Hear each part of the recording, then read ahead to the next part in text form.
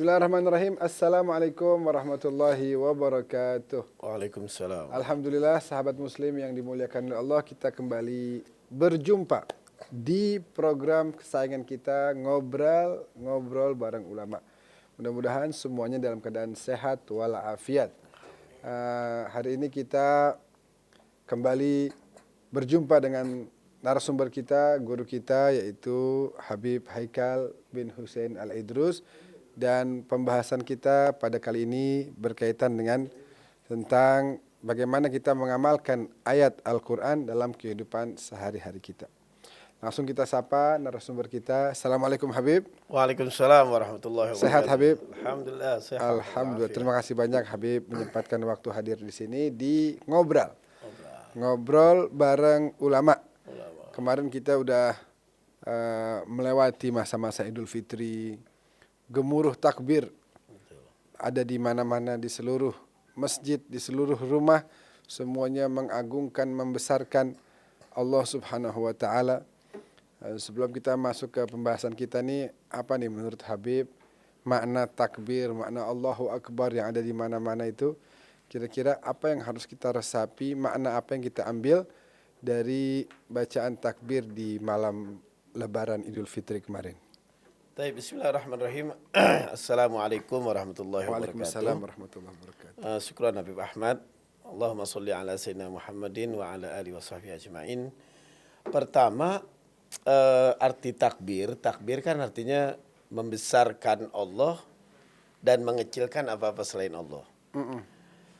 Artinya takbir nanti kita terjemahkan ke dalam ibadah bisa jadi. Kalau kita baca Al-Quran, kita besarkan kalamullah. Kita anggap kecil perkataan manusia. Betul. Kalau kita sedang beribadah, kita besarkan Allah, kita anggap kecil urusan dunia kita. Betul. Kalau kita apapun, kita menghadapi apapun, yang penting kita besarkan dulu, kemudian kita besarkan Allah, kemudian kita mengesampingkan apa-apa kita anggap kecil, hanya Allah saja yang kita anggap besar. Nah, permasalahannya kan mungkin orang suka salah mengartikan takbir. Takbir itu ternyata memang bukan hanya diucapkan, tetapi takbir justru dalam bentuk praktek. Betapa seringnya kita takbir, kalau mau kata-kata itu dipakai, di dalam ibadah kita, tapi kita melupakan takbir di luar ibadah kita. Masya Allah. Ketika kita sholat, kita besarkan Allah, tapi setelah kita melipat sejadah, kita taruh lagi, kita taruh kopiah lagi, kita besarkan dunia kita besarkan kita. Yang lain. Kita merubah takbir menjadi takabur. La ilaha illallah. Jadi yang tadinya takbir menjadi takabur. Nah ini yang bisa kita suka menjadi permasalahan dalam diri kita, yang tidak faham mengartikan takbir sesungguhnya. Di dalam Id itu, setelah Id kemarin, sebenarnya kita ingin harus diingatkan bahwa kita ini harus selalu membesarkan Allah di dalam kehidupan sehari-hari, bukan membesarkan hal-hal yang lainnya. Betul, gitu. Luar biasa. Jadi takbir ternyata harus dimaknai dalam ibadah sebagai pemahaman dalam diri kita, supaya segala aspek kehidupan kita, mau dalam ibadah maupun luar ibadah, tetap membesarkan Allah. Besarkan Allah. Mengagungkan Allah. Mengagungkan Allah. Dan itu akan menjadi rel kehidupan kita tuh ya. Rel dalam kehidupan kita. Bahwa apapun yang kita jalani tetap harus mencari dan mengejar ridho Allah Subhanahu wa taala. Ahsan. Luar biasa Habib. Kita teringat dulu tuh bangsa kita kan juga merdekakan dengan kalimat takbir, kalimat Allahu Akbar, yang kemudian menyulut semangat para mujahidin, para orang-orang yang berjihad di jalan Allah, para pendahulu, para pahlawan kita, sehingga bisa mengusir mundur para penjajah. Alhamdulillah. Dan negeri kita menjadi merdeka saat itu. Alhamdulillah. Jadi tadi Habib bilang jangan takbir jadi takabur. Artinya takbir itu justru harus membangun kedewasaan spiritual kita. Betul. Bukan justru menjadikan kalimat takbir itu sebagai tameng untuk mungkin bisa memuaskan. Ya betul. Jangan sampai kita takbir itu sengaja digunakan sebagai alat untuk merasa paling benar kalau sudah mengucapkan takbir. Padahal kalimat takbir sendiri tadi tidak sesederhana apa yang kita fahami. Takbir itu mestinya kita praktekkan di dalam kehidupan kita, justru hidup kita malah menjadi baik. Jadi baik. Ada perubahan sama sekali dalam kehidupan Karena kita. kalau merasa paling baik berarti kita besar juga dong. Kan hanya Allah yang besar. Nah itu, jadi kalau sudah paling merasa besar itu juga repot. Kayak begini Bib, orang kan kibir itu, dalam bahasa Arab kibir, takabur itu kan sombong. Iya. Orang kalau sudah sombong, itu akalnya subhanallah nggak main. Iya betul. Nggak main, kayak setan contoh. Iblis ya. Iblis itu kan bilang, khalaqtani min nar wa khalaqtahu min tin. Iya. Aku nih nggak mau sujud kepada Adam. Kenapa? Aku Dari dibuat dari api, Adam dari tanah. Itu kan berarti sebenarnya iblis ini tadinya cerdas. Setelah sombong jadi kagak cerdas. Iya benar. Sekarang apa hubungannya? Apa hebatnya antara api dengan tanah?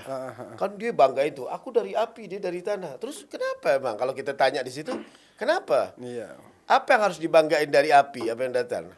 Tanah itu kan menyuburkan, menghidupkan, memberikan kenyamanan, sejuk. Api itu malah menghanguskan, meniadakan, malah memporak-porandakan. Betul. Mungkin kalau bahasa kita sekarang, harga korek segitu-gitu juga, harga tanah makin tinggi. Oh, iya, Artinya iya, kan iya. logikanya nggak main di sini. Benar, benar. Nah artinya buat apa orang biasanya kalau sudah sombong langsung turun, dia punya kecerdasan, akalnya langsung turun. Oleh karena itu diingatkan kembali. Mungkin di surat rangkaian ayat puasa ya, di dalam surat Al-Baqarah itu walitukmilul iddata walitukabbirullaha. Iya betul. Hendaklah kamu sempurnakan bilangan-bilangan iddah, di sini bilangan-bilangan puasa, walitukabbirullaha, hendaklah engkau membesarkan Allah ala ma hadakum, atas petunjuk yang diberikan kepadamu, la'allakum tashkurun. Iya. Semoga engkau menjadi orang yang bersyukur. Pandai bersyukur. Pandai bersyukur. Subhanallah. Jadi dari takbir ke tasyakur gitu. Luar biasa. Ya, dari takbir ke tasyakur. Anak-anak sebab teringat Habib, waktu menerusi jalan antum pergi ke negeri Syam, ke Damaskus itu, kan masa-masa perang. Oh. Kita ngalamin setahun setengah itu peperangan ada di negeri tersebut, anak ada di situ.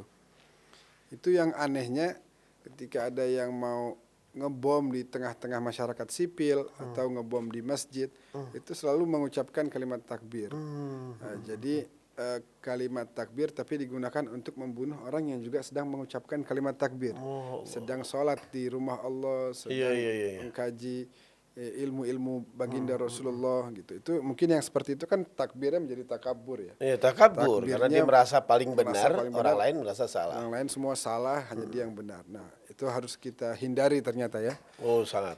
Baik Habib, sekarang kita mau tanya kepada antum tentang bagaimana kemudian Rasulullah Shallallahu Alaihi Wasallam beliau mengamalkan ajaran-ajaran Al-Quran dalam keseharian beliau. Apa sejarah yang mungkin antum bisa share kepada kita di sini? Sejarah singkat tentang Nabi. Seperti apa beliau kemudian mengaplikasikan Al-Quran? Sampai kan kita dengar Ummul Mukminin Siti Aisyah ketika ditanya bagaimana Rasulullah, beliau jawab, "Kana khuluquhul Quran." Beliau adalah Al-Quran. Al-Quran yamshi baina qadamaihi. Yang jalan antara kedua kakinya. Ahsantum. Sehingga kita perlu nih penjelasan dari antum agar teman-teman para sahabat muslim semuanya bisa mendapat pencerahan. Bagaimana Habib? Iya, sebenarnya kalau kita bicara tentang bagaimana Rasul memakai akhlak yang ada di dalam Al-Quran, saya akan meminjam kalimat Al-Habib Ali bin Muhammad Al-Habsyi. Ya, fahasuna minni an umsika a'innatal aklam fi hadzal maqam wa aqra as-salam ala sayyidil anam. Alangkah baiknya aku berhenti untuk menulis ini pena untuk menjelaskan bagaimana perilaku Rasul. Tadinya beliau lagi nulis nih. Lagi nulis tentang betapa indahnya akhlak Rasulullah, karena nggak habis-habis begitu indahnya. Dalam tanda kutip minder. Ya, mendingan selesai aja deh. Daripada menguak akhlak sebagian Rasulullah yang nggak pernah habis-habis. Tapi karena antum minta nih sebagian sekelumit, tapi insya Allah kita bawakan sekelumit. Pertama, Nabi SAW itu memang dari perkataannya sudah jelas. Innama bu'ithu liutammima makarimal akhlak. Sesungguhnya aku diutus hanya untuk menyempurnakan akhlak. Liutammima, sungguh akan menyempurnakan akhlak. Kata-kata menyempurnakan berarti kan kita udah punya akhlak. Betul. Kecuali Nabi mengatakan innama bu'ithu liu'allimakal akhlak. Iya, untuk mengajarkan akhlak. Aku diutus untuk mengajarkan akhlak. Berarti kita kosong. Iya. Baru dikasih akhlak. Tapi akhlak itu sudah ada yang tadi pembahasan yang lalu kita pernah bahas, ada ma'ruf. Artinya kita sudah bibit, ada rasa fitrah berbuat baik. Liutammim, hanya untuk menyempurnakan. Berarti apa yang kita ingin tiru dari Rasul itu mudah sekali. Masya Allah. Apa aja di antaranya? Nabi itu sering bassaman wa dhahakan.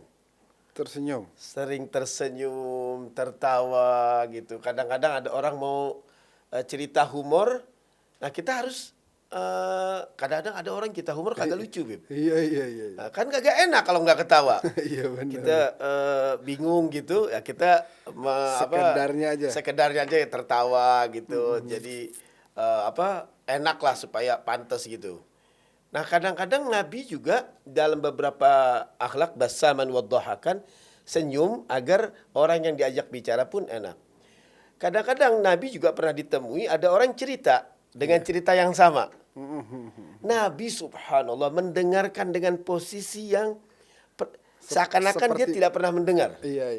Itu kan bahagia. Luar biasa. Nah, kalau kita cerita sama orang, tiba-tiba baru pertengahan udah di stop. Muka kita disapu lagi.